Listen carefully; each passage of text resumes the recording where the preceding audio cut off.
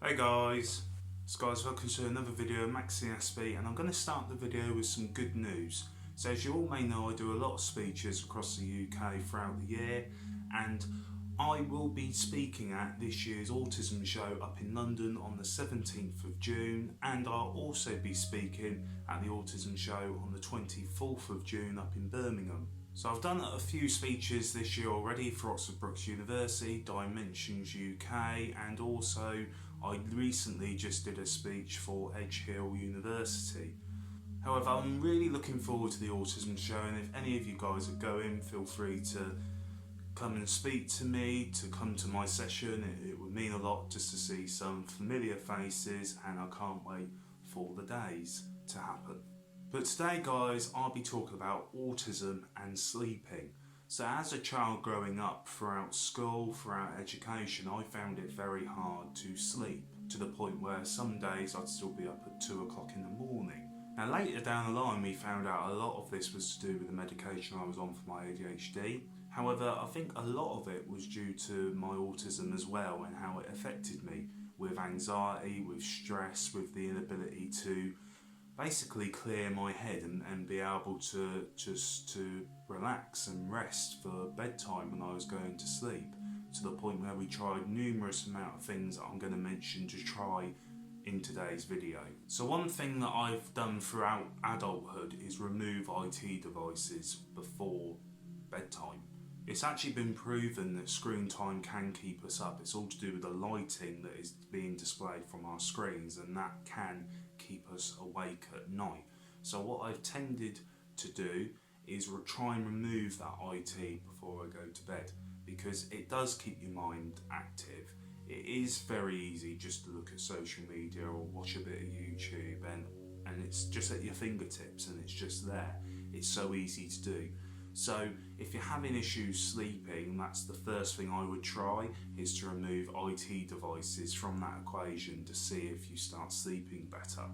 The other thing would be to consider the lighting in the room, whether you like it pitch black, which I do, or some people always think of a night light that could help them. I know as a kid I relied on this night light very much, and it did help me get to sleep, but as I got older that just didn't help me at all. It actually kept me more awake, and it can just do the reverse. It doesn't matter if you're a child or an adult. You know, an adult might still prefer a night light instead of pitch black. So getting the lighting in the room is really important for you to get that good relaxation sleep that you need.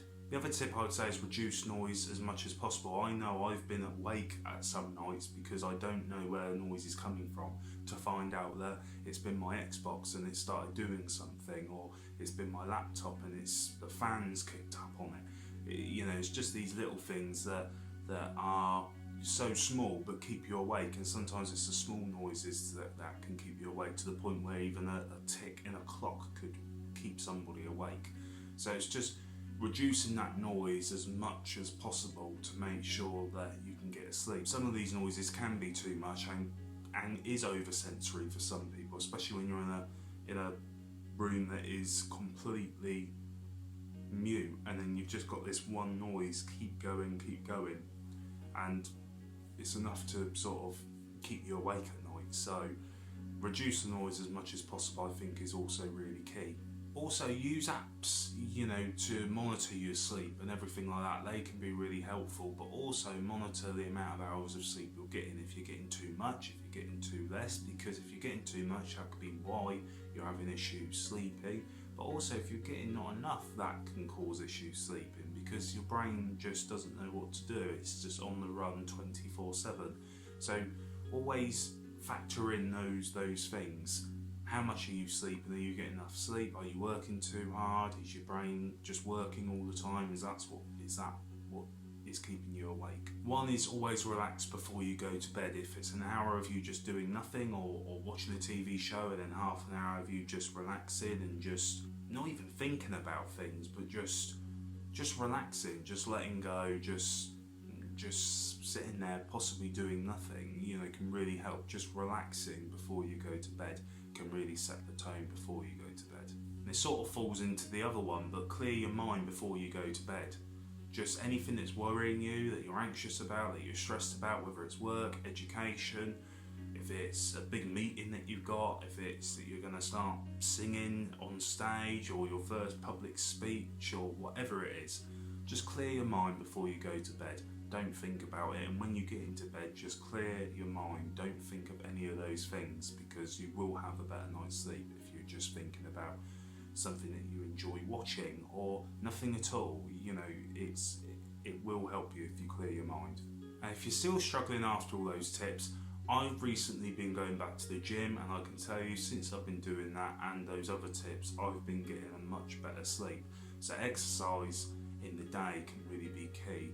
Exercise before you go to bed, whether it's a walk or if you've got a running machine or a bike machine, just going on that for half an hour.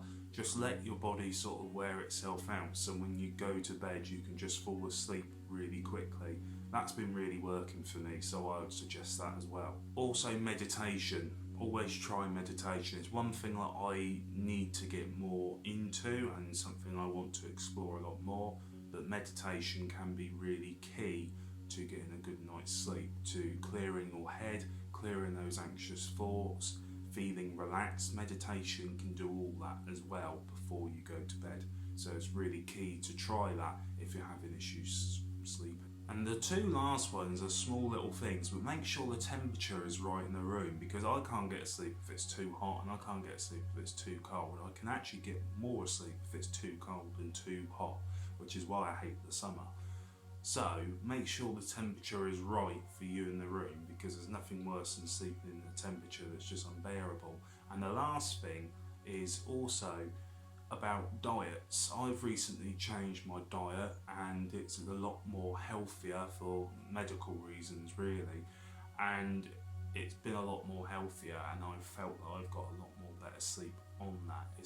Diets are never going to cure anything, but you know, if you're avoiding caffeine or sugar before you go to bed, you know, your brain isn't awake. It's not on the run like it would be if you just had that before you go to bed. So be careful what you drink and what you eat before you go to bed. And if you need to change your diet to fix that, then it's something I would suggest.